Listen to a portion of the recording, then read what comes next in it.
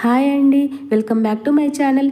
నేను ఇక్కడ మోదకాలు చూపిస్తున్నాను చూడండి. మనం వినాయక చవితి రోజు ప్రసాదంగా పెట్టుకునే చాలా సింపుల్గా ఈ మోదకాలను మనం ప్రిపేర్ చేసుకోవచ్చు అనమాట. టేస్ట్ అయితే చాలా బాగుంటుంది. ఫస్ట్ అయితే కొబ్బరిని ఈ విధంగా తురుముకోవాలి.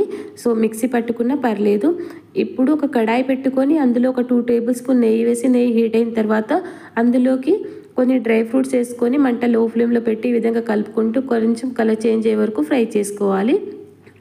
ఇప్పుడు పచ్చి కొబ్బరి తురుమును వేసుకొని ఈ విధంగా కలుపుకుంటూ ఫ్రై చేసుకోవాలి. అలాగే అందులో బెల్లం వేసి ఈ విధంగా కలుపుకుంటూ ఫ్రై చేయాలి. వాటర్ చుక్క కూడా పోయాల్సిన అవసరం లేదు. బెల్లం కరిగి ఈ విధంగా మంచిగా కొబ్బరి బెల్లం ఈ విధంగా అవుతుందన్నమాట. 1/2 టేబుల్ స్పూన్ యాలకుల పొడి వేసుకొని స్టవ్ ఆఫ్ చేసుకొని పక్కన పెట్టుకోవాలి.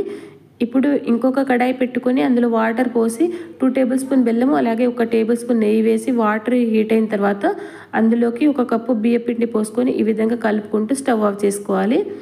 బియ్యపిండి మొత్తం మంచిగా కొంచెం గోరువెచ్చగా ఉన్నప్పుడు ఇలా చేతితోటి అదుముకుంటూ మనం సేమ్ చపాతీ పిండిలాగా స్మూత్గా కలుపుకోవాలి. ఇప్పుడు మోదకాలను ప్రిపేర్ చేసుకుందాము.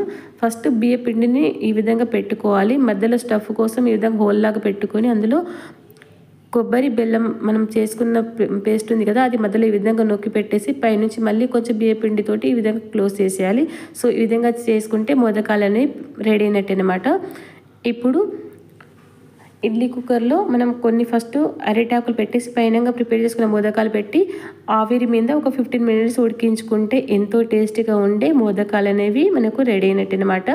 చూడండి ఎంత బాగున్నాయో, చూస్తుంటేనే చాలా బాగున్నాయి కదా. మీరు కూడా ఈ విధంగా ప్రిపేర్ చేసుకొని ఈసారి వినాయక చవితికి ప్రసాదంగా ఈ విధంగా పెట్టుకోండి. And thank you for watching my videos.